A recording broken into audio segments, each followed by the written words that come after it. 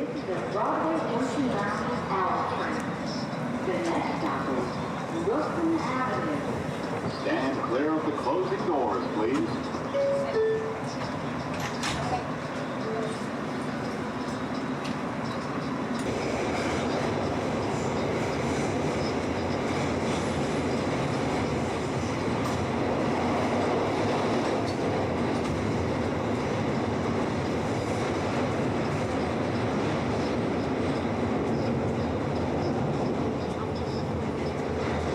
Bushwick, Brooklyn, the neighborhood in which I was born and raised.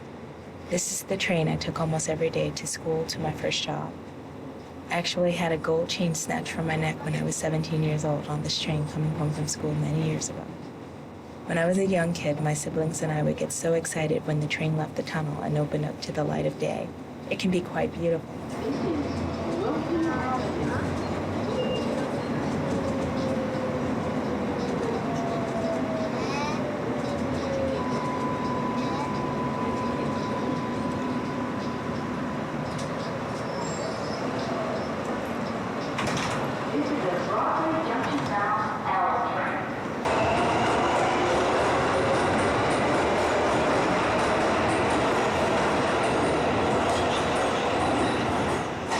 This was my train stop, Wilson Avenue. It's painfully ironic that this train stop opens up to a cemetery. I say that because while I grew up in Bushwick, so many young people lost their lives at an early age in this neighborhood. In the 1980s and 90s, Bushwick was overtaken by drugs and violence. While I was able to retreat from it all by becoming a stay-at-home bookworm, many young people, especially young men, didn't have that option. To live in Bushwick meant surviving these dangerous streets, and few people went untouched by the madness and violence during that time. In the 1970s, Bushwick incurred a huge population exodus, which resulted in a decrease in its tax base and the loss of many manufacturing jobs, giving Bushwick one of the highest poverty rates in all of New York City. Then in 1977, the blackout occurred, in which much of Bushwick was looted and record numbers of buildings burned down. Most of Bushwick did not recover from this event. What filled these voids instead was a vicious drug market in the 1980s and 90s.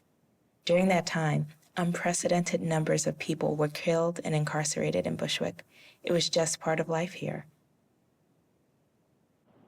I left Bushwick in 1994 for college. Upon returning after graduation just a few years later, a lot had changed.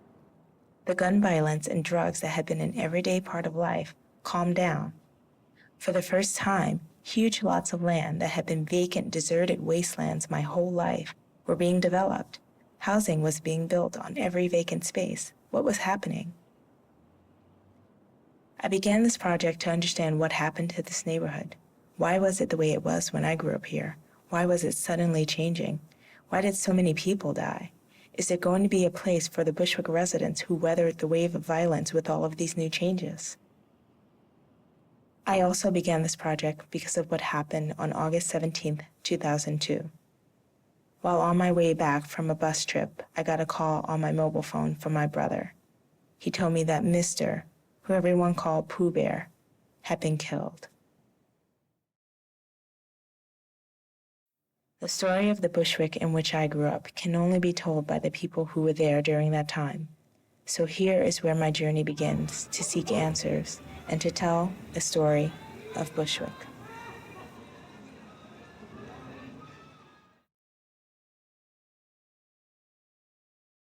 My 34 years, I live right here in Bushwick, same block. Went to school here, grew up here, had my child here. I've been here. I'm a pillar in the hood. Lived in Bushwick for approximately 29 years. I'm 30 years old.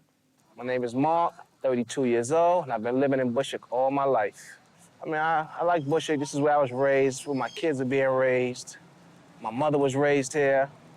But, you know, it could be better. You know, crime could be lower. Police could be a little bit more friendly. Well, my name is Jermaine, and I'm 21 years old, and I've been living in Bushwick for all my life, mostly. I'm 28 years old, and I lived in Bushwick for 28 years. Yeah, it's changed dramatically in the last 10 years. Well, for me personally, 10 years ago, I just had my child. In '94, I was locked up. My father was locked up when I was born. I was locked up when my son was born. So like, but in the last 10 years, I haven't been in no trouble. My son is getting bigger and older. The neighborhood is changing. There's less lots. It's less crime. It's less. It's better. It's better. I like it. It's changed a lot in the last 10 years for the better, though. I mean, yes, it has changed. Some good, some bad. You know, I've seen the drugs come and go. I think the drugs is declining, and being that they like building all these new homes, you know, neighborhood looks a little bit better. More homes, less empty lots. Well, it changed a lot. Pretty much, if you was to walk outside, you see they're building new houses, new construction going on. And every vacant lot now sits a new house or new apartments. So it's changed a lot. Well, for a person that doesn't know, right now, if you was to come out here, you would never tell.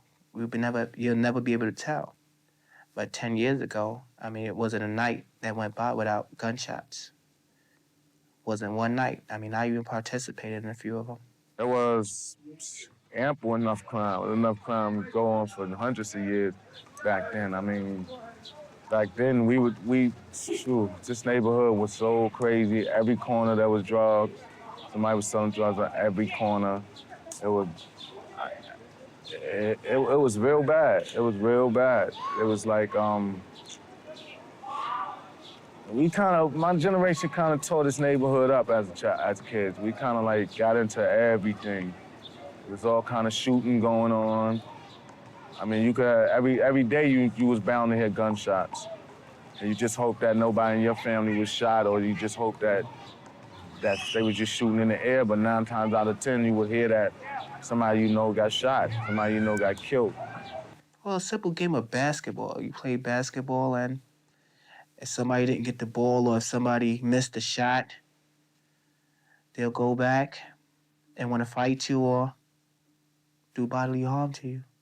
Well, I think it was a lot of violence in Bushwick because being that I'm 21, I done been sliced and shot in Bushwick. So I do think there was a lot of violence there. It was like a party situation. And then after the party, I think it was gang members or something. And initiation maybe. It all started from like looking in a person's direction. Some people wouldn't want you to even look in their direction. So being that I didn't turn my head or something, I guess he felt that I wanted some type of problem with him or I had some type of problems with him. So we ended up getting into a little fight and I ended up getting sliced over it. I had a bike snatched from me in front of the house. The kids chased me from Bushwick Avenue all the way over here. I got away from them, but then they didn't give up their chase until they found me, but they caught me for a bike. Yeah, my father, we was all robbed at gunpoint. I forgot about that one. We was robbed at gunpoint. I think they might have got like $700 or something like that. Inside the house, they just walked in and it was a setup. They just walked in and stuck us up. They probably didn't live around here, so. I was about 8 or 9 years old when this happened. The first time I got robbed, I was walking down Malcolm X Boulevard. I was with 3 of my friends, and I was stopped by a man in the street. He grabbed me, told me to take off my rings. At the time, I was like, I'm not taking off my rings. He showed me a gun. He said, take the rings off now. Took the rings off. I got robbed one time my whole life. Right here in Crown Fried Chicken on Bushwick and Cooper. I had lent a friend of mine my VCR. They wanted to see something. So I lent it to them. They wanted the double tape. So I lent them my VCR. So I went to go get it back, but it was late at night. So I said, let me go get my VCR. But instead of going home with the VCR, then coming back and get something to eat, I figured I'd go in there and get something to eat. So I got the VCR in the bag. So I leave the chicken place, I get my food, I leave the chicken place, I'm walking down Cooper Street, and a guy just run up behind me like, yo, don't move, you know what this is? I see the gun, I said, oh man. So he takes the VCR, go in my pockets, take all my money, and then he's like, all right, run down the block. So I picked my food up and run down the block, and he told me, no, leave the food. So I'm like, yo, you taking my food and my money, man? Like now I'm not even thinking about the robbery now. Now I'm really pissed off. Like, come on, man, you broke and you hungry? You stole my money, then you gonna take the food too? So he like, yo, just run down the block before I bust you in your bust before I shoot you. You know what I mean? I'm like, all right. So I run down the block, mad as hell. You know, I respect the robbery, you know, you caught me, but I was mad that he took the food. Like, what kind of clown shit is that? Like, you take the food too? So I went home, I got my gun, came back. I never saw the dude before, I never saw him again, you know? But it happens. It happened. That was the only time I ever got robbed. Oh, if I'd have seen him, I would have got my stuff back. Or he would have got some shots thrown at him. But I was gonna get my food, I was gonna get my money back. But I was just pissed off that he took the food, but I was gonna get my money back if I'd have saw him. Yeah, I did possess a firearm growing up. It was very easy to get it because at that time they was selling drugs just as well as they was selling guns. But, you know, that was 13 years ago, and I was arrested for that firearm, so, you know, left that alone. Well, you know, one thing we did when I was younger, I'm 30 now, about 10 years ago when I was 20, any money that I got, we bought guns. You get a gun from a bodega. I never bought a firearm, so I don't think I never possessed one, but it was always in my reach or always in my grasp. I could leave right now and go get one and then come back, be back here within 10 minutes. So it's very easy to get a firearm. Well, in those days, Bushwick was known as, like, it was a war zone. And, like, we was scared, like coming up around that time, there was so much going on in the streets, like, you just didn't know. Like, today you could be with a guy in the mall, if he found out you had some money, he would try to take it from you. He would literally, one of your best friends would literally try to rob you and take it from you, and if you didn't give it up, he might have shot you, and it may have been a friend of yours. It's like you couldn't trust nobody back then, so a gun was like a survival kit for us. Like, we put on our clothes, put our beeper in one pocket, put our gun on our waist, and we go outside, broad daylight. Like, this is like really the Wild Wild West.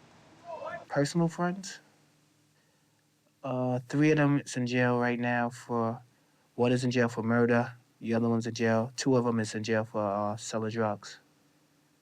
And one of them been in jail for 14 years already. The other 2 have been in jail for 9 years already. How many are murdered?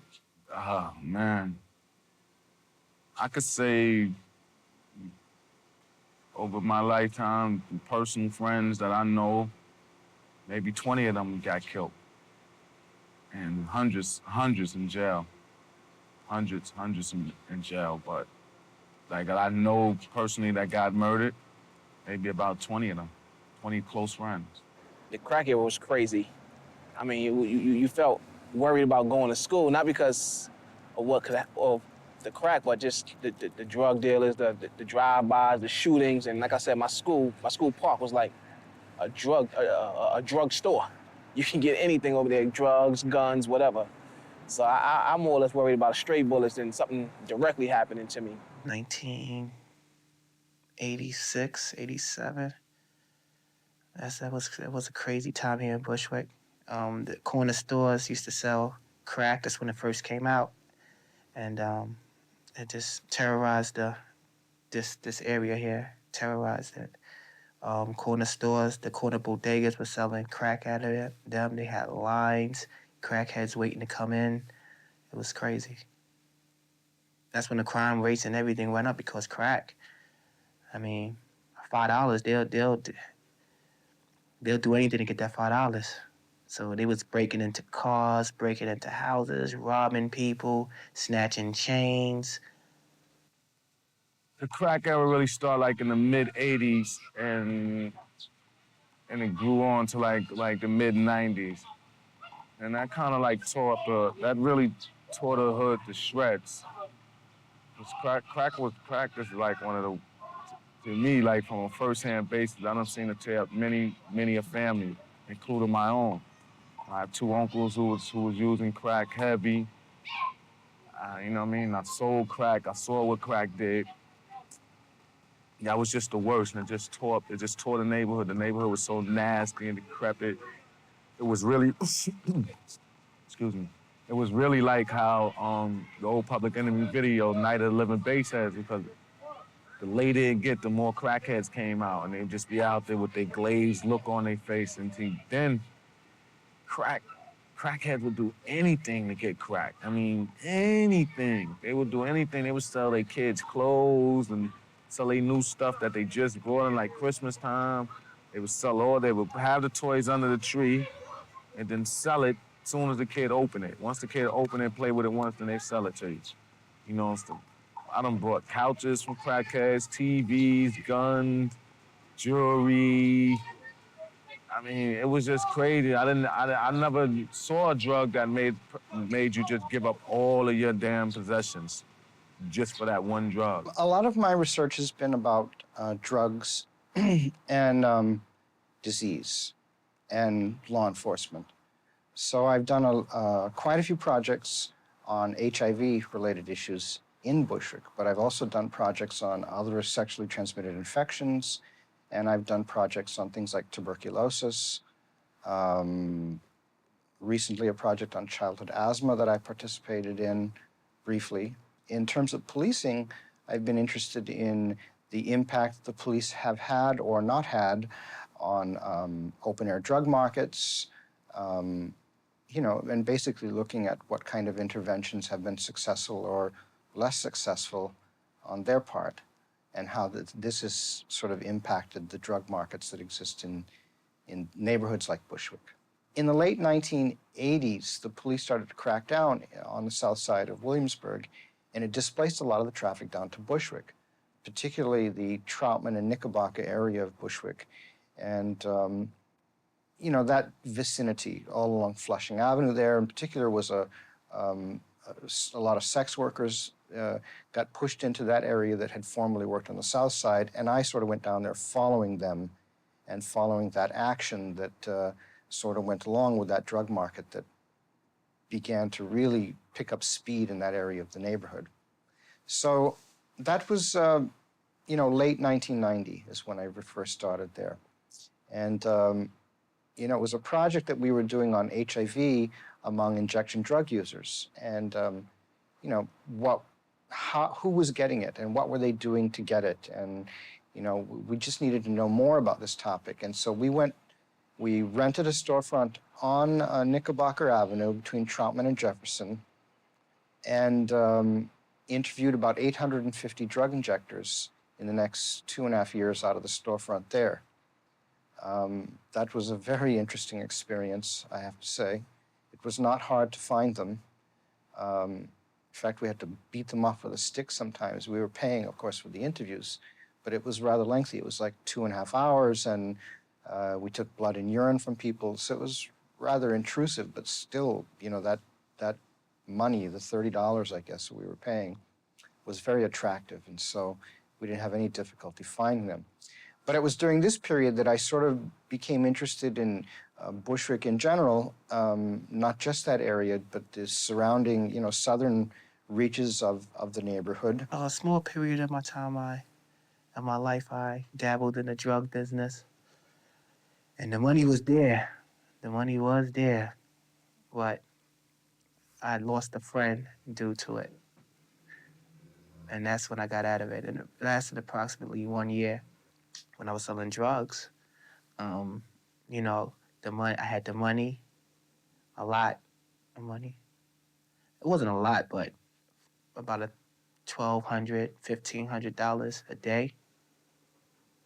The cars was there. Clothes was there, the jewelry was there. I had my own apartment. But like I said, for 1 year, just living the life.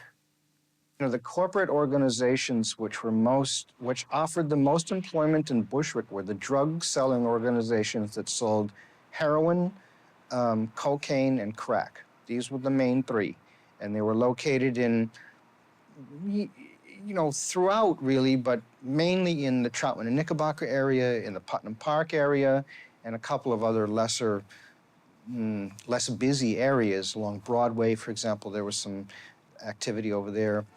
In the northern tier of Bushwick, more so than the southern part, though you could find it down there too, down by Cooper and down that way, Cooper and Bushwick Avenue, Cooper and, whatever. There's several areas where you could find it, but these were the main employers for young men in particular, young women too, but young men in particular, were these corporate-style organizations. And, there was a lot of job diversity in these. They had managers, you had lookouts, you had guys that actually did the sales, you had people that did the preparation of the drugs, you had the people that did the house sitting, you had the people that counted the money, you had, you could work your way up in the organization from labor to management. It was really highly structured. Me, yeah, I sold drugs for a long period of time, like from like my 11th year in high school up until 99. I probably was in, so you talking from like maybe 10 years, from like 88 to 99, I was involved in some kind of way doing something to make money. And I sold crack, I sold dope with heroin, I sold heroin, I sold crack, I sold weed, I sold guns, the crack I never really made no money from because I never really liked crack. I never liked what it did. I never liked the smell of it, nothing. Heroin was very lucrative for me. The heroin was very lucrative. But then, like every drug I ever touched, I had a family member that was strung out on it.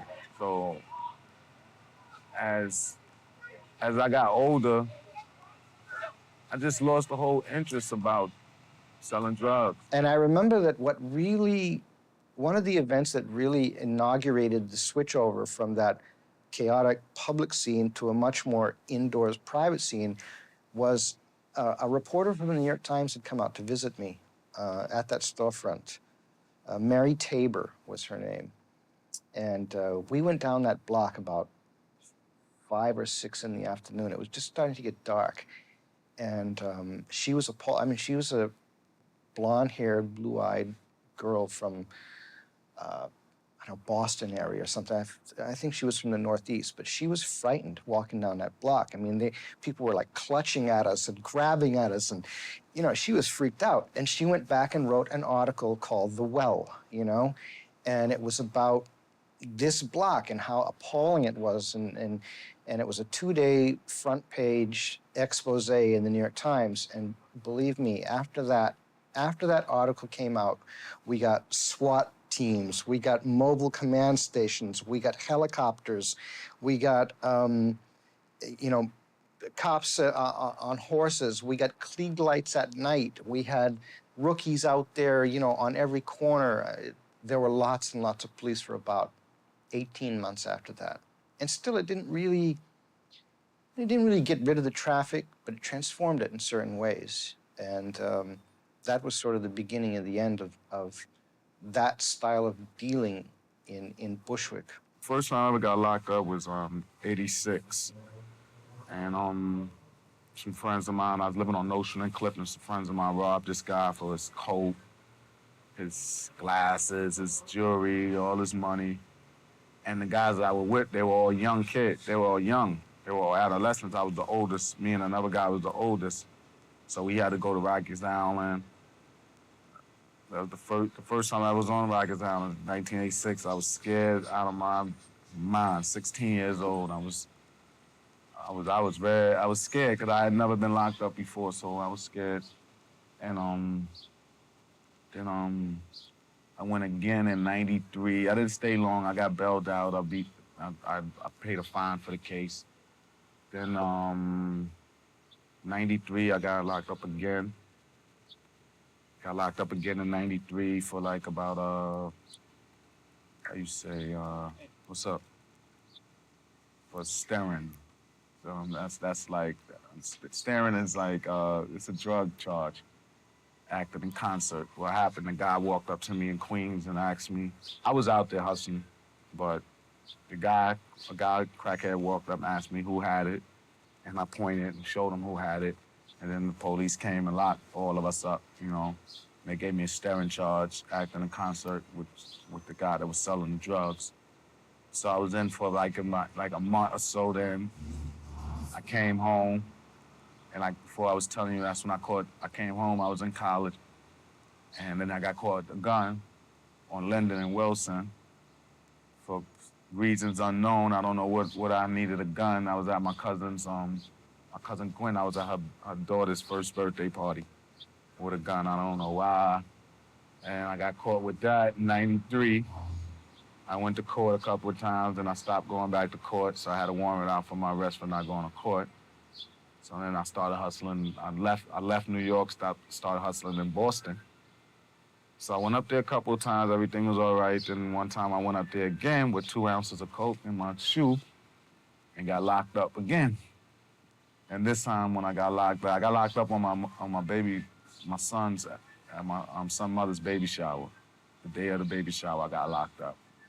And she was 7 months pregnant. I went to jail. At that time, I spent the longest. I was there for 11 months. And I came home, my son was like 7 months old. And after that, I can't go to jail no more. Can't do it. But then I got locked up again in '99. And I'm still going through with that case, so. You know, I mean, a lot of them were really actually good kids that had gotten caught up in dealing and maybe knew it wasn't the right thing to do, but had to make money some way, and this is a way that many made money. So it was a bit complicated, I think, for many of them. But it just seemed like the thing to do at the time. I was working that night, and ironically, for Kings County Hospital, I did overtime in the morgue. So that night, when I got off of work, because it happened like early in the morning, and then I heard about the next day, it hurt my heart because this was a guy who never really did anything to get in trouble, And they always say, bad things happen to good people, but he was always a positive person. So it hurt me to know that, somebody went out there and maliciously did what they did. And the reasons, I don't know, and I still don't know. We were shocked because Pooh wasn't involved there. He just came to visit a friend and got caught up in it. But when we all heard it, we was like, nah, not Pooh. Nobody believed it. But we knew Pooh forever. And, we went to the funeral, the wake, and everything. And to this day, we still can't believe that he's gone. But it was shocking to all of us. I knew Pooh Bear. We grew up, in the same neighborhood. We played basketball sometimes, rode bikes together, pedal bikes when we were younger. And I don't know the whole story because you hear different rumors, but from what I hear, he was basically the victim of I don't know if it was a drive-by or he was basically a victim of a shooting, an innocent victim, I believe being in the wrong place at the wrong time because he wasn't a street kid. He wasn't really into anything, from far as I know. And he just happened to be someplace maybe he shouldn't have been or, But when I found out he got shot, it was like certain people you expect because of the things they're doing. When you hear they get shot, you're like, okay, well, that's what he's into. But it was shocking to find out, that this happened to him. Pretty much his parents moved him out of here to Manhattan. And he would come over here on different occasions if there was a party or, if some of his friends were to see him, or if he just got homesick, he would come over here just to check us. And 2 years ago, he was murdered on Wilson and Decatur. Pretty much it just was he was at the wrong place at the wrong time. It wasn't meant for him. He was killed, another guy that he was with was killed, and another friend of mine was shot in the leg. No leads, no witnesses. The guys are still out there. Oh man, Pooh Bear, man, Mr. Smith, that was I remember carrying Pooh Bear in my arms, man. You know, me and his brother, Vandal, was real tight as growing up when he lived on Central. And sweetest dude. Like, he was the sweetest dude. He always had a smile for you. He always lit up your day when you seen him. As soon as you seen him, he just lit up the day. I mean, I never even seen Pooh Bear mad. I never seen him, I seen him cry, because he used to pick on him, like, but Pooh Bear was just like the sweetest soul, man. Like, it's one of the few guys that you could talk about and you can never say nothing bad about him. One thing I know and I learned to trust my faith in God a little more with him, with the things that was happening later on, because I just believe God just had a better place for him, man. I just want him to be with him, man. Like, this place wasn't good enough for somebody like Pooh Bear. That's how I feel about it. Like he had a job for him up there that only Pooh Bear could fill. Nobody else could have did this job but him, so he had to bring him on home with him. What's the future of Bushwick is a good question. There's been a lot of building. That's incredibly political, all of that stuff that's gone on. You know, I think at the worst, there were 1,000 vacant lots in Bushwick, you know, at the height of the devastation. 1,000 empty lots out of 5,000, I think, in all, right? Or 6,000. It's a lot. And there's hardly any now. You know, it's all houses. Let's see how that works out. I'm curious, you know, who can afford to live in them? I'm not exactly sure where Bushwick will end up, but I expect that the neighborhood is going to change some more. You know, the housing in Bushwick is different, the north part versus the south part. The south part is more two-family houses and this kind of thing. So that's likely to remain fairly stable, I suspect. You know, it will stay in the family. I don't think you'll get a whole lot of people selling. So, you know, I think that the neighborhood's going to continue to improve. There's going to be less manufacturing there, more artists kind of stuff. It'll get gentrified, at least the northern tier of it. I don't know that that's going to be so great for the people that currently live there, but some will benefit. The southern part of Bushwick, I suspect, is not going to change all that much. You know, there's been some building in the empty lots, but it's been low-rise, middle-income housing, which will fit in probably nicely with what already exists in those areas. So I don't really think that that's going to change all that much. You know, but who knows? Could be wrong. Coming home to Bushwick. For Bushwick residents of my era, a Bushwick homecoming can be bittersweet. For many, it will be coming home after serving an extensive jail sentence for dealing in Bushwick's rampant drug market. For others, it has been even more tragic. What does the future have in store for Bushwick? Only time will tell. This is my home. This is my home. I've been many places, but Bushwick is my home. And like, I want to see how it's going to really turn out in the next 10, 15 years.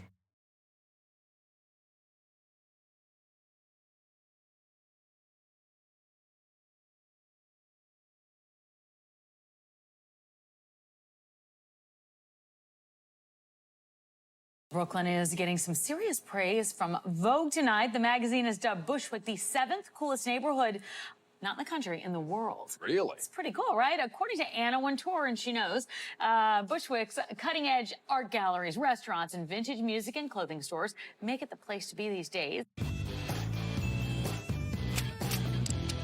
Miley Cyrus goes topless to Fashion Week party. This was actually the after show for Alexander Wang in Brooklyn, New York, and she showed up wearing ice cream cone pasties. Yes. They looked like they had a little bit of like a nipple clamp on them.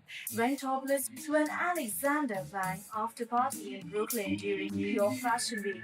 Pop star partied in pasties shaped like ice cream cones, kissing, twerking, posing for pictures, and generally doing her best Miley being Miley.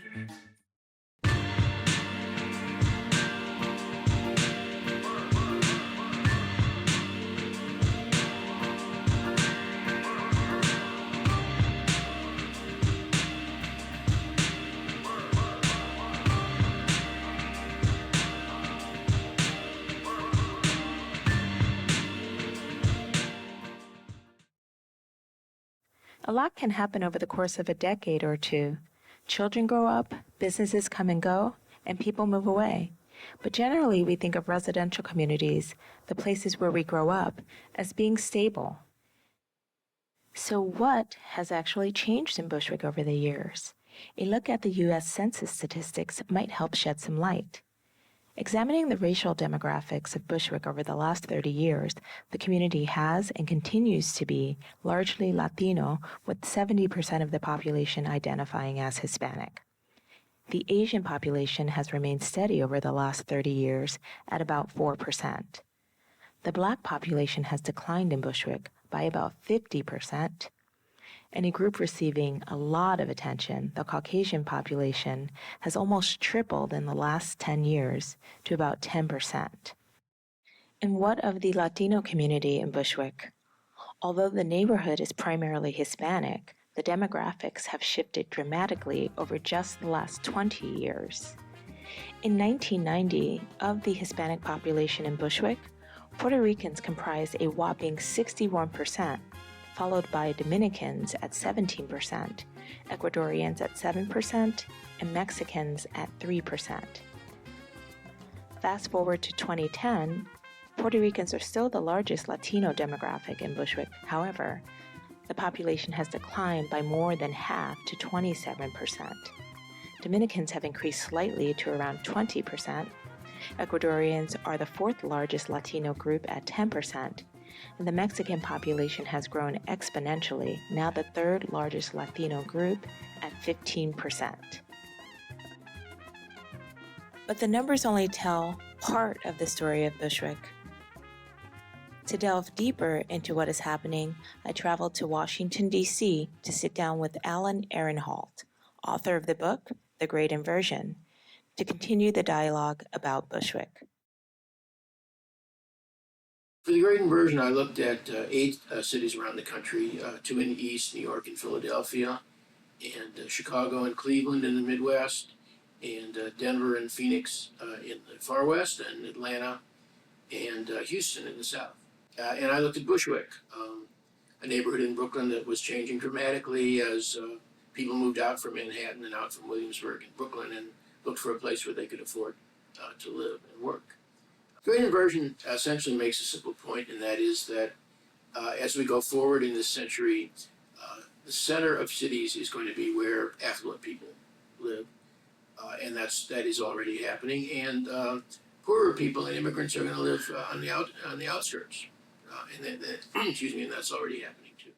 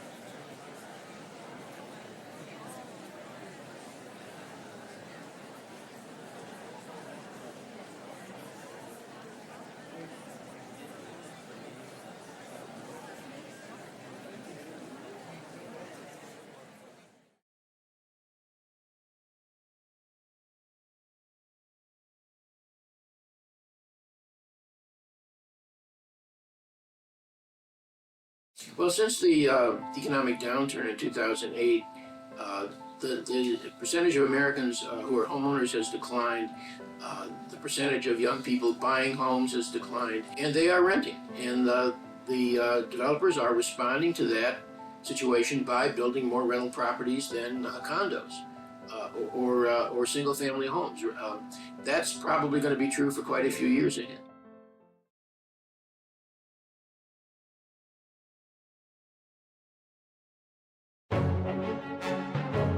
Transplants, Artists, privileged, ironic hair, trust fund. arrogant.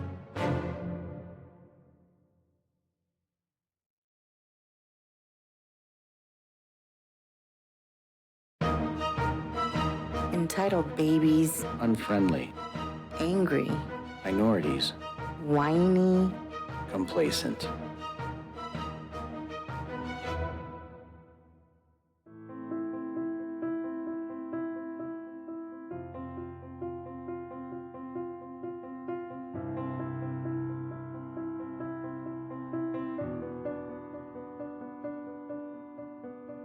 Well, the artists who live in Bushwick might be called hipsters. The problem is that so many people are called hipsters now that the word has essentially become meaningless, like yuppie. Nobody really knows what it means.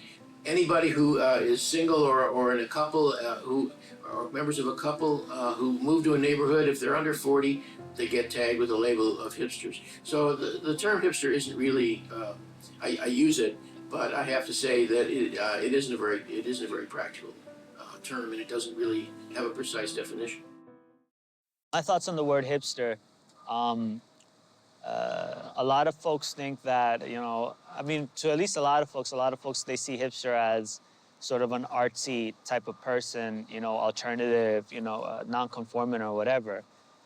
But I don't know, I don't really like that definition, just because there are plenty of people of color who are, you know, artistic and non-conforming. We've had those you know, for a long time. What I think particular a hipster is someone who is completely unaware of their sense of privilege, their sense of entitlement, someone who lives in a bubble. A hipster is also somebody who is fascinated with the aesthetics of poverty in predominantly neighborhoods of color, and sort of co-opt that or try to use that. And really, because of their lack of awareness or privilege, right, they isolate themselves within their own little communities. And so to me, this is what a hipster is.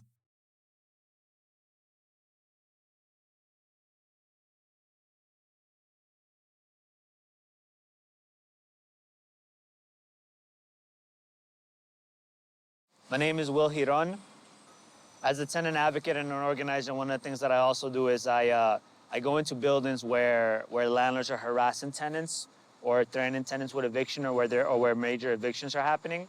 I also go to buildings where predatory equity firms, right, large companies who are purchasing different portfolios throughout different buildings throughout Brooklyn. I go into these buildings as well, just to talk to tenants to see what they're doing. Most of these tenants are obviously facing a lot of harassment from the landlords, you know, aggressive buyout tactics, evictions, etc. And so what I do is I organize tenant associations and unite the tenants so that they can fight against their landlord. This summer, my family and I, we had a very interesting experience with the Bushwick Flea. And really it was something that completely went viral and was completely unexpected. The catalyst for that was that on the side of my aunt's house, where, you know, my family grew up, where we all grew up, an artist had, with the complete permission of the owner of the Bushwick Flea, had put up a mural on the side of our house without asking us our permission. And when I had approached the owner of the Bushwick Flea, just, you know, to see if we could come up with a way where we can work out by what time it could be taken down, he started yelling at me. He said that we should be grateful that he put up the mural, because it would increase the value to our property. I decided just to, you know, vent out my frustrations on Facebook to my friends. Somewhere along there, a friend of mine, she had asked me if I could make the post public. And so I went to sleep that night, you know, not really thinking much of it, right? I mean, you know, a few people had liked it, but I didn't really think much about it. And when I had woke up, that night, when I woke up that morning, I had saw that over 500 shares on my Facebook post. The mural was eventually taken down after a lot of backlash from the community towards the Bushwick flea market because of what had happened. The community, both in Bushwick and even outside, had started, bombarded the Bushwick flea market's Facebook and social media, just like completely appalled at the flea market owner's behavior. But it was only afterwards that it was only after a lot of media backlash, a lot of community backlash, that he decided that it was going to come down. Had permission been asked of my aunt, or even just brought to the attention of anyone in my family, who also live in that home, perhaps it would have gone a little different. Just being respectful, and again, getting the input of the the person that you're soliciting permission from. I mean, that right there goes a long way. I come from a family of musicians, of artists. We're not against art. I really do think that that the situation that I went through, right, is sort of added to the larger conversation of gentrification here, of sort of the displacement of communities of color here, also the silencing of the narratives of community of color, and also socially responsible art. I mean, and how the street art that's being put up over here, really, it's just a portfolio for artists who aren't from here to put up their spot and then whatever. Street art, or when you put a piece of street art on, on any wall, right? Street art is a dialogue between the community and the artist, right? So it's the artist and the community sort of having that conversation. But in reality, those of us who are from here or from Brooklyn or who were born and raised in NYC, our voices are being silenced, our narratives are being silenced. And, for someone to just, put up, for someone to just completely ignore that, I don't think that folks here in Bushwick are trying to isolate people or say that, that, okay, all newcomers to this neighborhood are bad. But I think this particular case is an example of when people come into a neighborhood and are just completely unaware of their sense of privilege and entitlement. And regardless of what people think, white privilege is real, entitlement is real, classism is real, privilege is real. And so we really need to start thinking about that.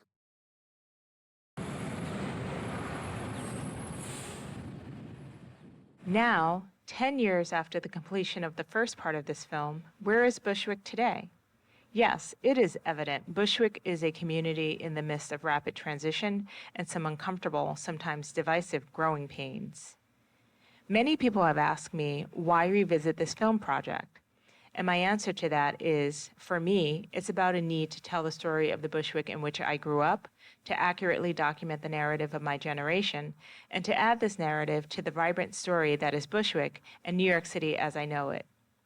So in order to do this, I reached out to 4 of Bushwick's brightest, most creative and talented native sons and daughters, carved and molded by these streets, to help tell the next chapter of this Bushwick story.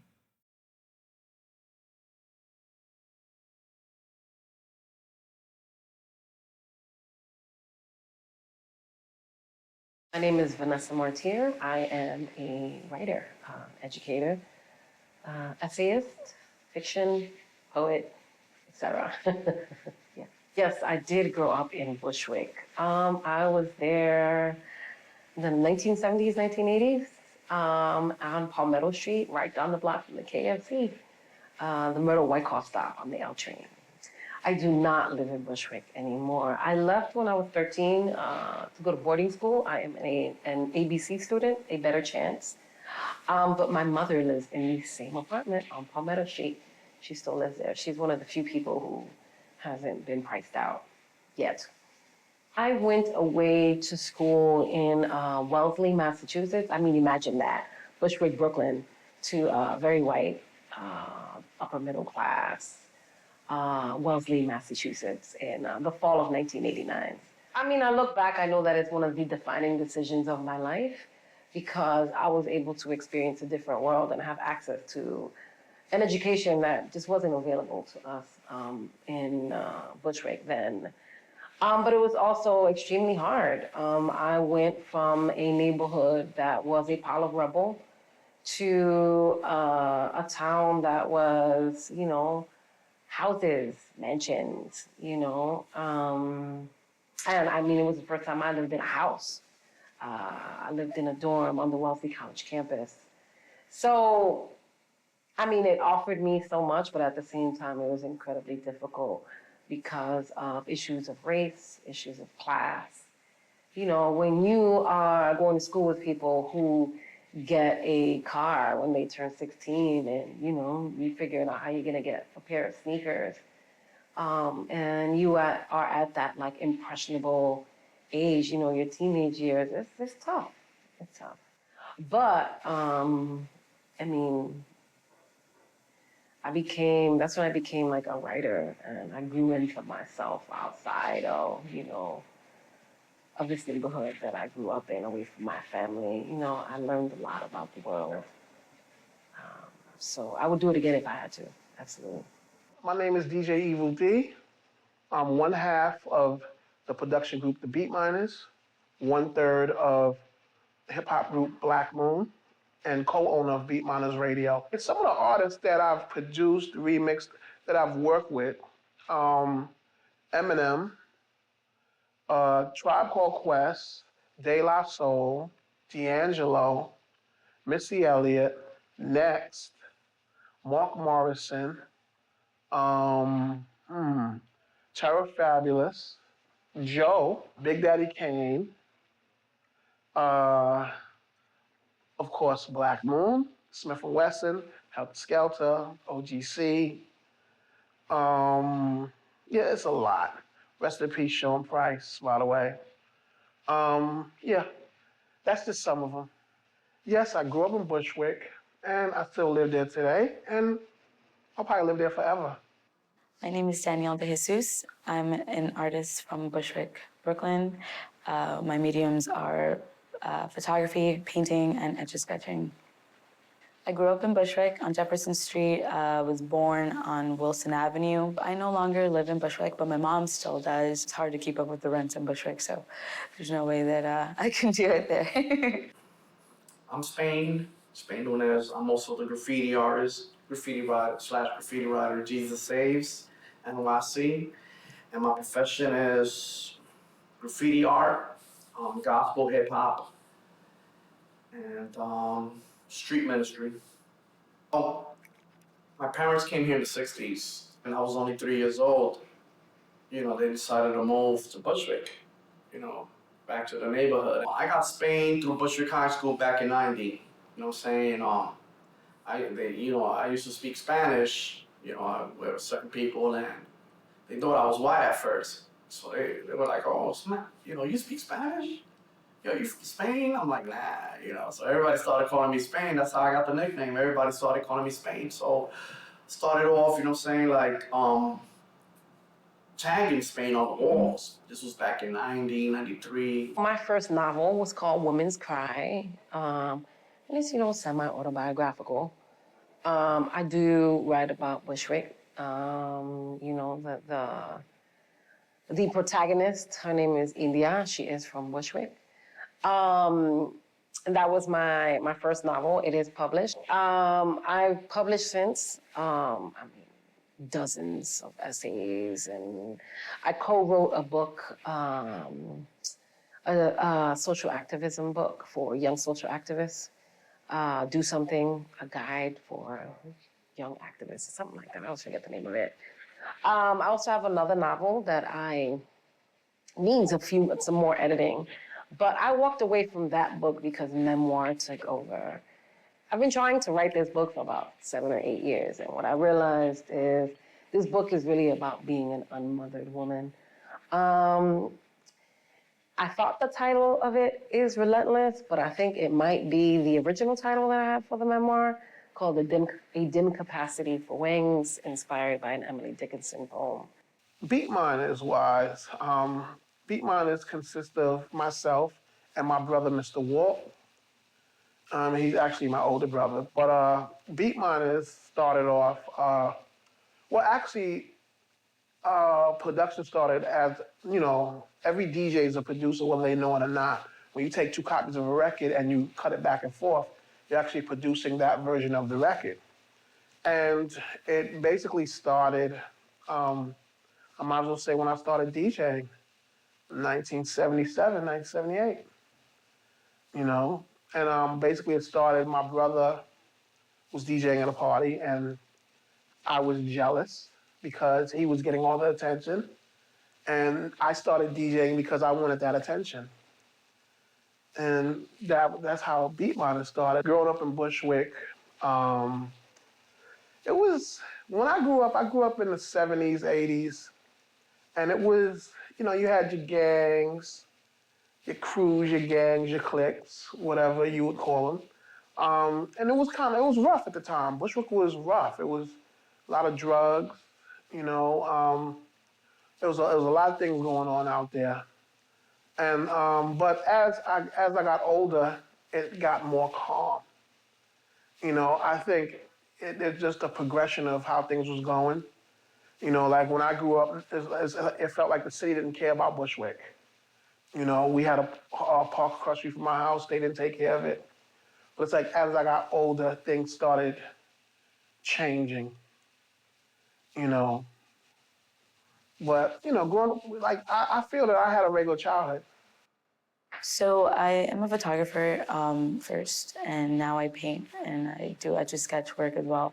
Most of the work that I do photography-wise is based on growing up in Bushwick, and I've kind of learned to use that for my paintings now, and I paint what I see around me, whether it's like my photos from Bushwick or where I live now, Mexican dancers, to Star Wars, to Biggie Smalls, anything that comes to my mind, and just work it together. So now I work in multiple mediums, but I started with photography. The origin of the name Beat Miners, my brother, he was part of a group called Potentially Dangerous, and he had an MC. His name was DEA, and DEA, they were at the time. My brother was working with DEA on their demo. My brother and myself, we would go record shopping at a store, at a flea market store in East New York, and they used to sell records for $0.25 and $1, and it was in a basement. In the basement, basically what they would do is just throw the records in the basement. So when you go down there, the records are dirty, and it's mud, and it's water, and it's nasty, like you're digging for records, and you see like a dead mouse float by in the water. Like it was disgusting, but we was, we was looking for records. We were looking for old records to sample and make beats. And when we would go record shopping, we would come out of the basement dirty and looking like we just did construction. So one day, DEA seen us coming from beach shopping, and he was like, "Yo, you guys, y'all look like coal miners. I'm gonna make a record, and it's gonna be called the Beat Miners."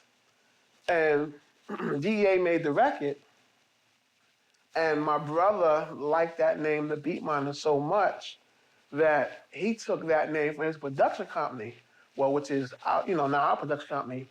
The Beat Miners' original name was Black Moon Productions. So when he took the name Beat Miners for the production team, me and Buckshot was like, "Yo, can we have Black Moon Productions for our group?"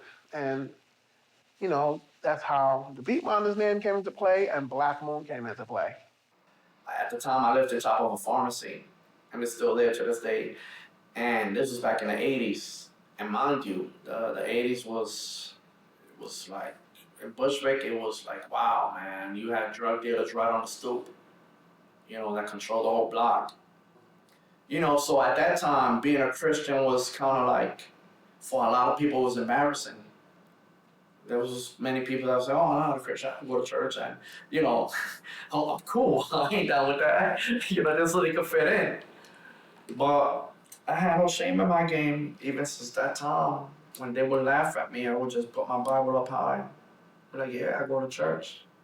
You know. Tagging is more like as a graffiti writer. A graffiti writer is somebody who tags. A graffiti artist is somebody who does graffiti art. You know. I kind of blended in with both.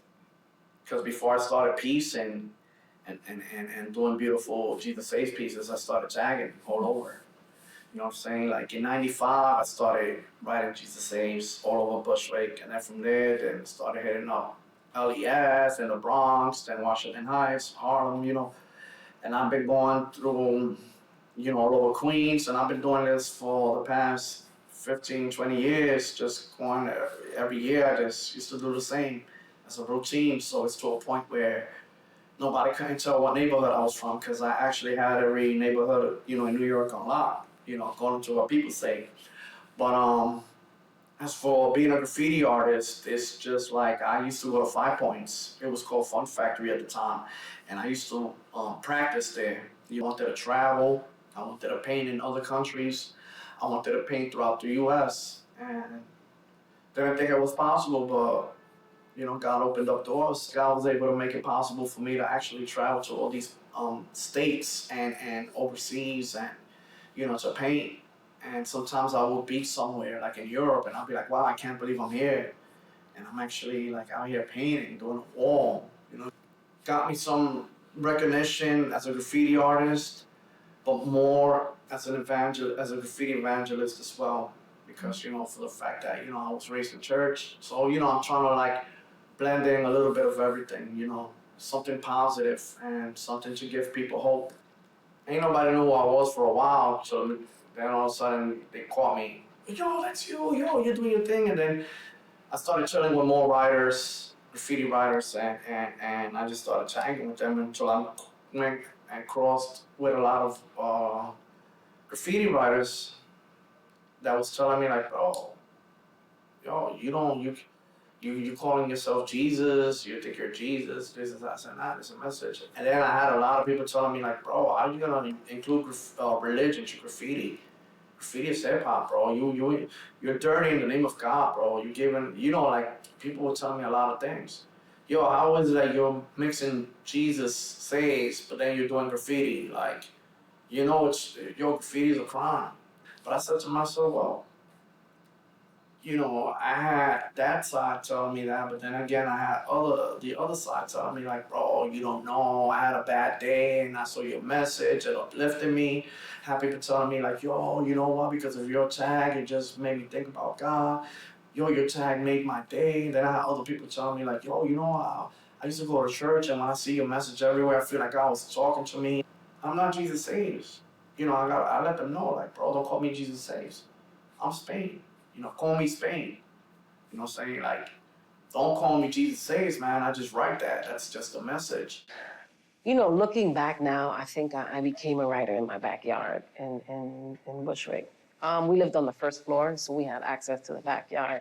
And there was this plum tree in the backyard that when I was like 5 or 6, I started climbing that plum tree. Well, I started trying to climb the plum tree. Eventually, after, you know, scraping myself up and, you know, messing up most of my shoes, I did make it up that tree. And I would lie out on the branches and I would tell myself stories. You know, that's when I started, I think, you know, if I had to trace when I became a writer or like, you know, the like beginning stages, absolutely in that backyard. So there was one of those like abandoned lots that just, you know, garbage piled up in there. And I remember I would, when my mother wasn't looking, I would climb over.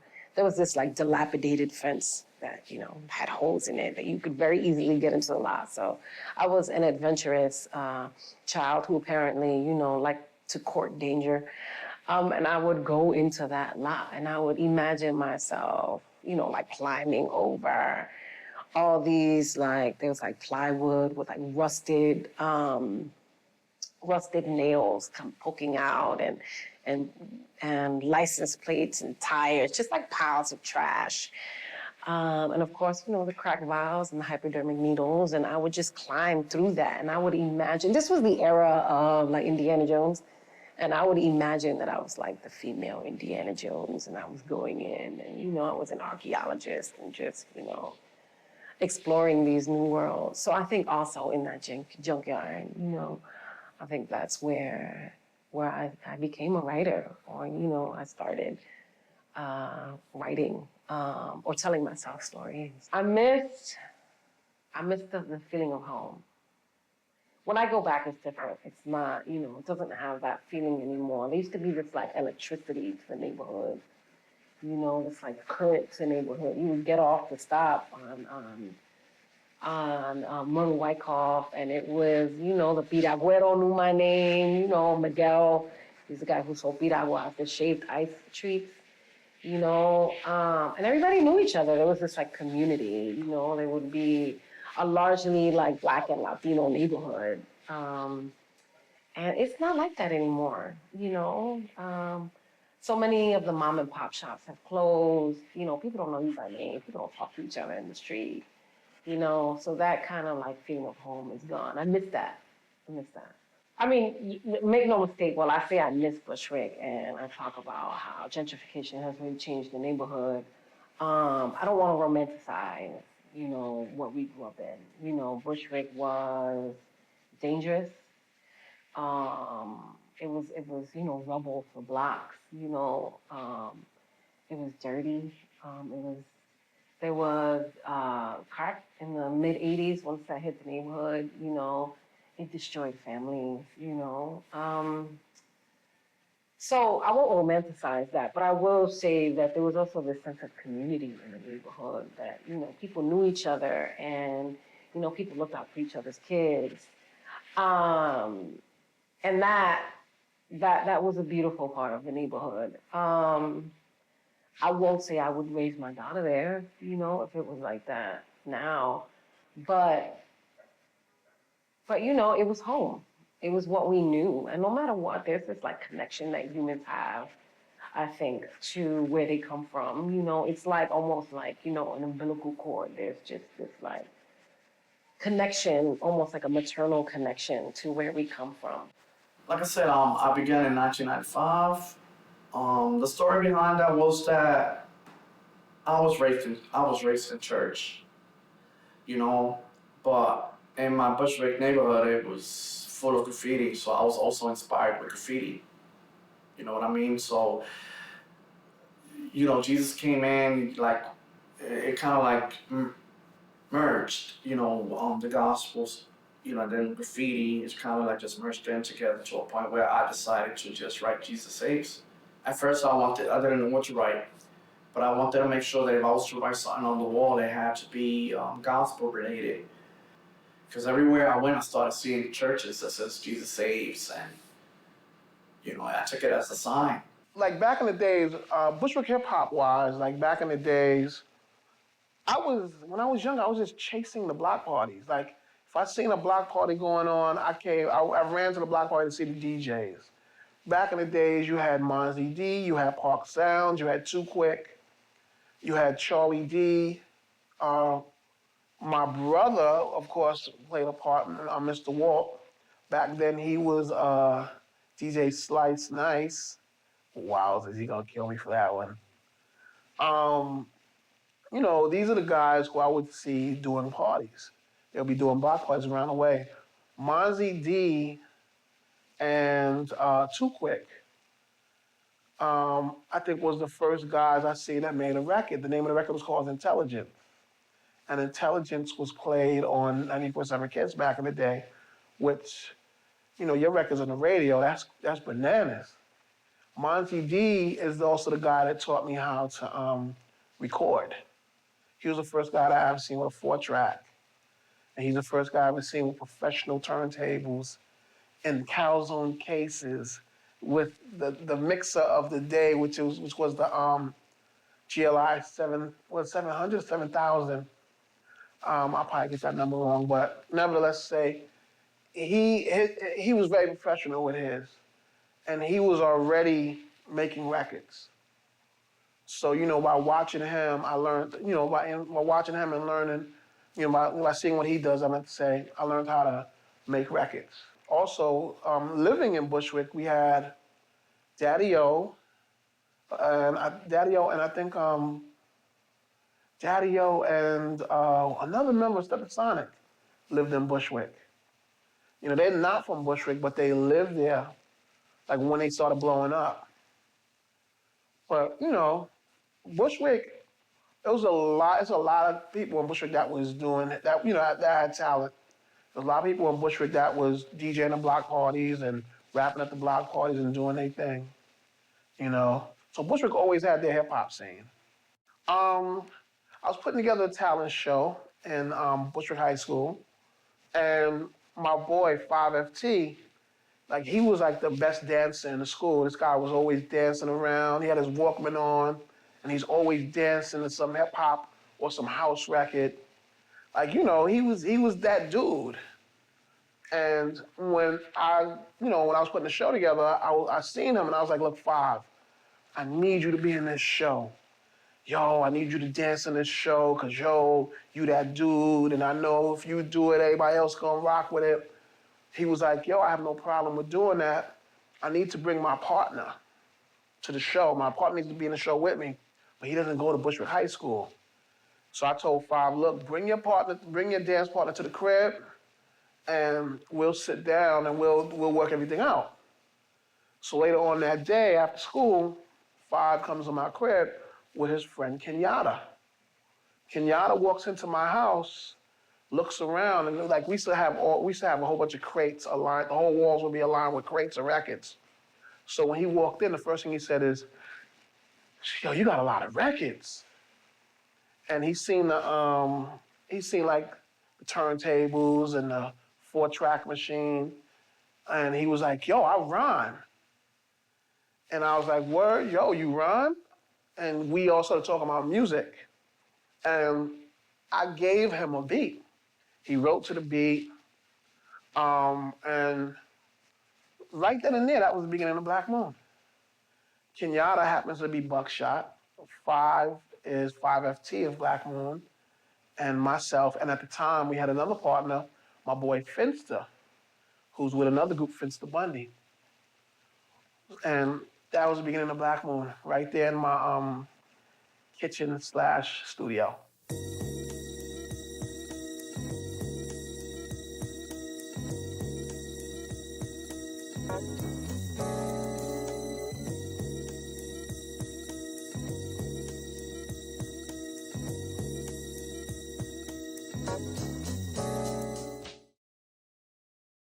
The early mixtape game, it wasn't really like DJs was just recording sets at parties or whatever.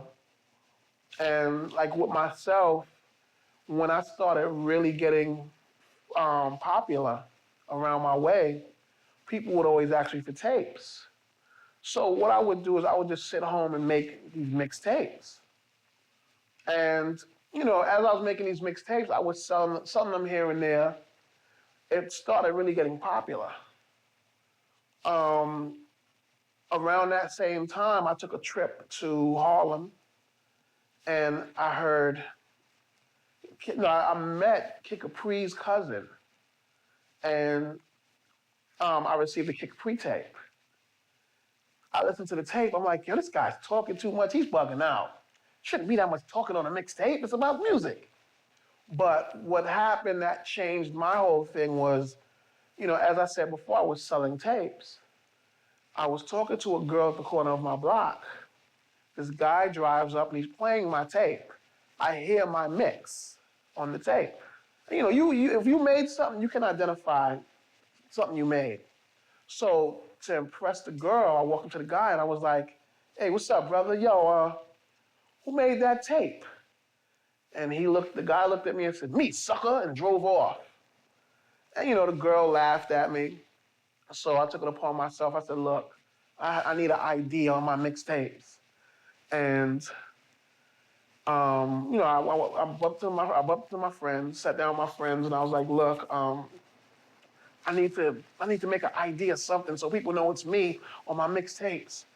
I need to say something. I need a trademark. I need something.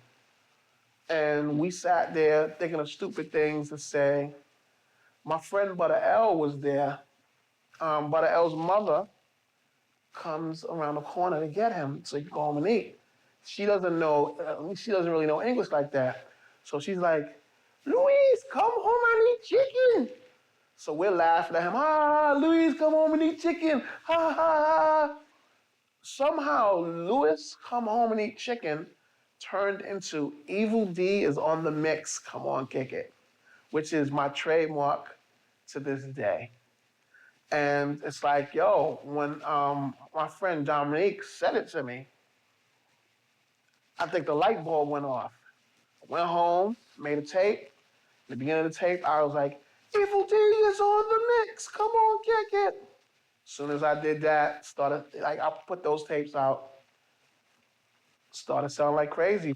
So I wrote an essay that went viral. It's called, it's had a few names. It's been like, This Is Not My Brooklyn, Gentrified Brooklyn Is Not My Brooklyn. It's kind of all over the place. And I wrote it because I still remember the first line. I say I'm from Brooklyn, like there's a grenade exploding from my mouth. I wrote it because there was so much happening in Brooklyn, right? In Bushwick specifically, but all of Brooklyn is, and it's going deeper and deeper into Brooklyn. It's not just Bushwick. I wish they were for us. That's my main complaint. I think it's great that there's a trash can on every corner. I think it's great that they've gotten rid of the lots. I think it's great that there's this, that they're putting money into the neighborhood, that it's been cleaned up, that they knocked down all these like abandoned buildings that had been converted into like crack buildings, right? I think it's great that they've cleaned up the parks. I wish that didn't mean that, that the people who were there and have been there and built lives there and roots there weren't being priced out, because that's what's happening, right? That's the cost of gentrification, that the people of color get pushed out, I think that's a problem. Because when we lived there, they didn't clean it up, and people can say that it has nothing to do with race. It has everything to do with race and with class. Absolutely it does, and to say that it doesn't is problematic, and it's a lie, So while I love that they're cleaning up the neighborhood, who can afford these $3,000 rents? Not us, not the people who lived there before. So that's what I think about what's happening in the neighborhood. The way that I feel about the changes, it's kind of like a bittersweetness, mostly. I don't know. I guess it's just like equal. I think it's been hard for me, especially because I have friends and loved ones from both sides of the spectrum, and so I've learned to see things with an open mind. Like when gentrification first began in Bushwick, I was so bitter, really angry, and having the landlord knocking on my mom's door every single day and when are you gonna move? When are you gonna move? And being the only Latinos left in the building that haven't been bought out. I think that part is the bitter part, seeing all of your friends go and not knowing where everyone is going and seeing people stressed out. And I think that's really bitter. That's the bitter part. But I think now, as an artist, I don't want to say that I found it kind of beneficial or helpful, but it has inspired me and motivated me to get to the point that I need to get to, for my art to be seen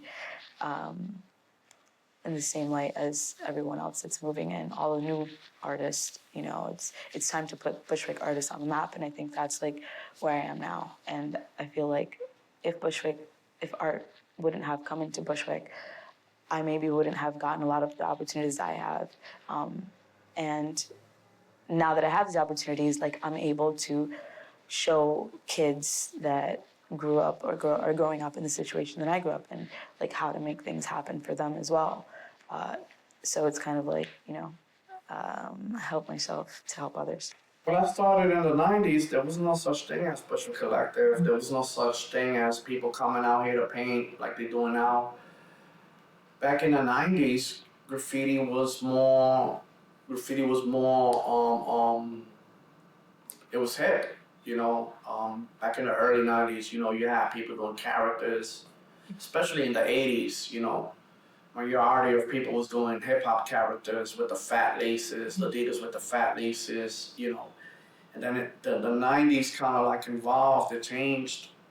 And you started, the 90s was more fills. You start seeing a lot of fills, a lot of tags. You know, hip hop was pure at the time, where it was still based on graffiti and with the Zulu and, you know, with the MCing, you know, where you know, the underground hip hop scene, especially in Bushwick. At that time, there was still a majority of, you know, us, you know, blacks and Puerto Ricans, you know, Dominicans, you know. But at that time, it was just a culture, you know. So the graffiti scene was totally different from what it is today. I was teaching at Bushwick High School. I am a teaching artist. I go into public schools and I teach writing. Well, that's one of the things I do. I have like, you know, 8 jobs, but, you know, it's the writing life. That's how it is. And I was telling the students about how different Bushwick was when I was growing up there. And one of the teachers that was in the room was like, you should really check out this article, this artist, Mel Meisler. She used to take pictures of the neighborhood when she worked here. And at first I was really apprehensive. I wasn't gonna do it because I've seen pictures of the neighborhood from that era. And all you see, I remember seeing these images of like the crack vials in the gutter. And there were these images of, you know, people doing crack. There was this one image that stayed with me of this woman like inhaling on her crack pipe and her baby is like right here. And it's true that that did exist, but that's not the only thing that existed. So I have a problem with that, you know, the exploitation of the neighborhood, not showing the different sides. So I was like, all right, let me check out. I remember I had gone back to the office of one of the arts organizations I work for, and there's a picture of me. And one of the pictures is like on my back, and my mother is sitting on the trash cans. And in front of the building, there are all these people that I know, and I was like, oh my God. And I remember, I mean, it's my back, but I remember the little outfit. It's like a blue crop top, these blue shorts. I love that outfit. I wore it until it was like, you know, had to be thrown out. So I was like, that's me. So I reached out to Meryl, and I remember we met, and we ended up doing co-curating these 2 exhibits together for Bushwick Open Studios, where I put narratives to her images. And I remember they caused a lot of conversations. I don't mind it. Bushwick has become a very safe neighborhood now. Changed a lot. It kind of changed Bushwick to become a cool neighborhood, a cool place. I like it now because Bushwick has opened up doors, you know, for a lot of like modern graffiti, cool graffiti. You have a lot of good graffiti artists out there, you know, that's doing their thing with the murals, you know. But I always say there's nothing like the classics. You know, I miss the classic graffiti. Bushwick was at its purest and at its best during the graffiti scene, when everybody was just, you know, painting. It was a neighborhood thing. Now it's more like a modern and too updated. You know, it is hard for me because, like, you are part of like old Bushwick. Old Bushwick is what made you. Like it's me. You know, everything about me is Bushwick all around. You know, but being exposed to new artists and just like the arts in general in Bushwick, I'm not a big fan of a lot of the stuff of the new art that's going into Bushwick. But you know, a lot of it is cool. Like, I'm a big fan of the street art. But you have like people who are like, oh, you know, the street art is what's gentrifying Bushwick, and I'm like kind of with my tail in between my legs, like, oh, you know, I really love it, and like I'm working on like trying to do more murals and like paint more in the street just to make the neighborhood, you know, like exactly what they don't want, you know, is like to beautify the neighborhood. And I think to me, like we had these walls for so many years, and you know, people weren't really seeing the walls, and now that they're being seen and like beautiful things are going up on them, I mean, I can see why everyone is upset. But at the same time, we had the opportunity so long ago, and this is why we need to make things happen now in neighborhoods that still have a chance to keep, you know, to be able to keep their neighborhoods and beautify them themselves instead of having somebody else come and take it and do whatever they want with it. So I think this should be taken as a lesson for neighborhoods that are still untouched by gentrification. If you see a wall that's like, it's awesome, you know, like make something beautiful on it and show people that you can do it yourself. You don't need other people to come from around the world or wherever to paint your walls beautifully. The changes in my neighborhood in Bushwick, it's good and bad. I'm gonna tell you why I think both. I think it's good because now they're fixing up the neighborhood, they're putting money into the neighborhood, you know, it's becoming a better neighborhood, and the neighborhood is doing better. The bad part about it is now that a lot of my peoples can't afford to live in Bushwick no more. A lot of people are getting pushed out, a lot of people are getting bought out, and that's the bad part. You know, like I feel like this, like if people was able to stay, they was able to afford Bushwick, or if they made it so that the people that are there can afford to stay and still fix it up, that would be cool. But, you know, that's how it is. You know, so it's good and bad. And see, me, I'm a property owner, so to me, it's like my value goes up. But then at the same time, people are leaving. So it's.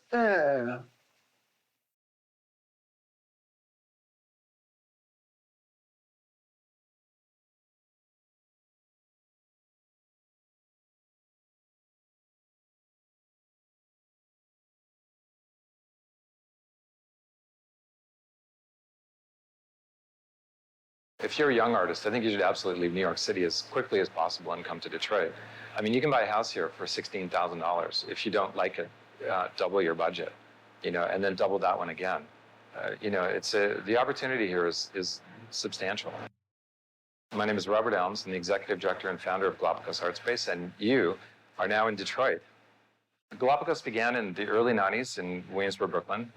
We presented all kinds of work: theater, dance, cinema, music, a lot of indie classical, TED Talks, science programming, Third Night, all kinds of different things. And we eventually helped price ourselves out of Williamsburg and then moved to Dumbo, Brooklyn, where that cycle essentially began again. And looking at that, we thought, here's our next rent increase, you know, of 50%. And we're not happy with that. And the dial between mission and business kept getting moved more towards business. And we thought, how do we replicate the early conditions of the venue and the impact that we had on the creative community?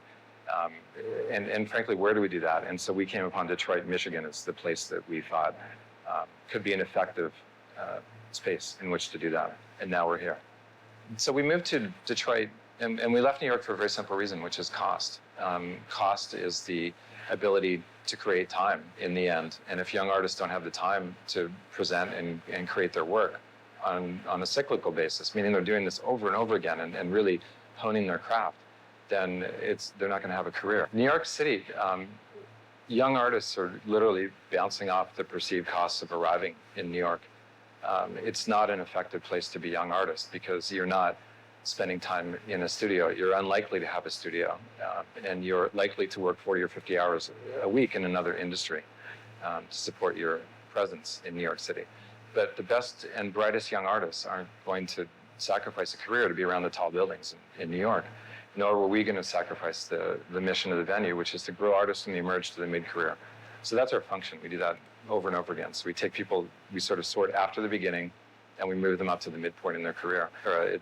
It suggested that development might actually destroy the fabric of a community that's existent. And we believe that coming to Detroit, we have to find ways to create sustainable culture that bakes in a sort of a social justice for the people that are participating in it and the people that are in place that are here first. And our project Commonwealth Detroit is returning 20% of the increase in value to the artisan projects that are in it over a decade. We have 2 projects running now in Detroit. One is Commonwealth Detroit, which is the sharing of the increase in value of the building over the next decade. We think that'll be up in about 8 months, approximately. And then the venue itself, we think is it's about 16 months away. So we're probably looking at the fall of 18. When you meet a mayor of a typical American city and you ask what he or she wants for that city, they want thriving downtown with people living there and restaurants and bars and action on the streets, busy 24/7. But do they want gentrification? Oh no, of course not. They don't want that. And the reality is that what they're describing as the future that they would like to see for their cities is gentrification. There's really no other.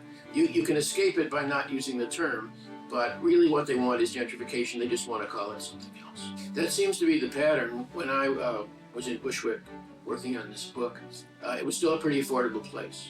Artists could find relatively cheap housing.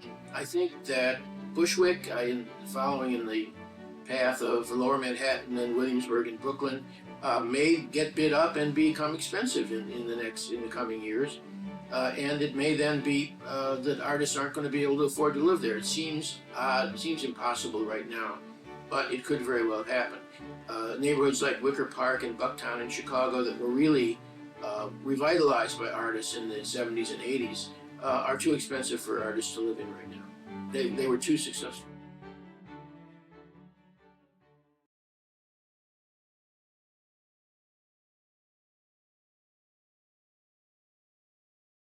This story wouldn't be complete without a check-in on the original film participants to see where they are today, now more than 10 years later.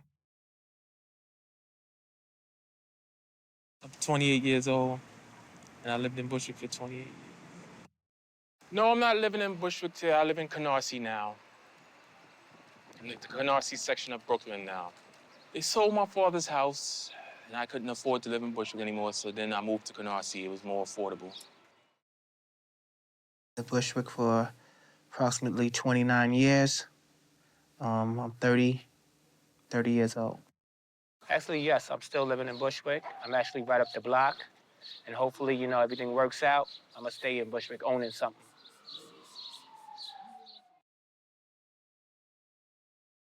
My name is Mark, 32 years old, and I've been living in Bushwick all my life. I'm living in the Bronx right now, area called Little Italy. The cost of living in Bushwick it's really hard to afford right now. And it puts me closer to my younger son and also closer to my dad, who both live in the Bronx. My 34 years, I live right here in Bushwick, same block. Yes, I am. I'm still living in Bushwick today, 46 years. My name is Jermaine, and I'm 21 years old, and I've been living in Bushwick for all my life, mostly.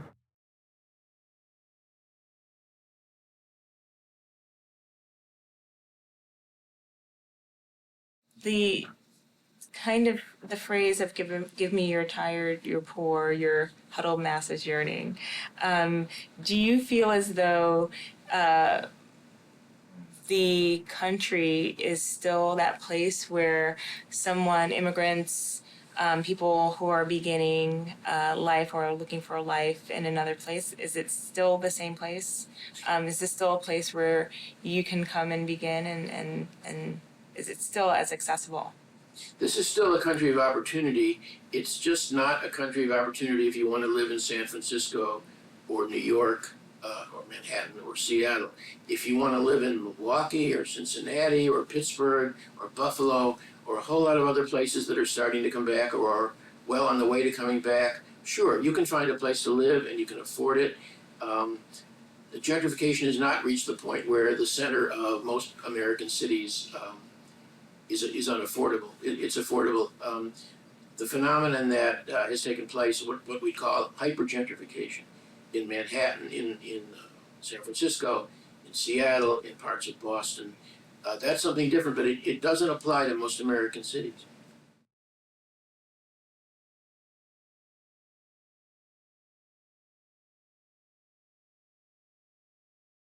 So there you have it, the story of my Bushwick in a nutshell. There are so many moving parts, so many factors involved in change that occurs within a community. What I've learned from this process is that change is difficult. And whether driven by economic forces or by personal choice or a combination of the two, you may find yourself one day moving to a new neighborhood where you are seen as a newcomer or even gentrifier. With that in mind, my advice is to always be thoughtful, respectful, inclusive, and welcoming in your actions as you integrate into the delicate fabric of any community. My father spent a life of service in the U.S. military before eventually coming to New York in the late 1970s and purchasing a home and business in Bushwick in order to create a new life. I don't know if Bushwick will continue to be welcoming to working class and immigrant populations, but what I do know is that it is the people who make the community. People have the power, wherever they might call home, to write the story of their community and their lives. Be passionate, be powerful, be compassionate as you write your own story. And this Bushwick Homecoming story here is officially now one for the record.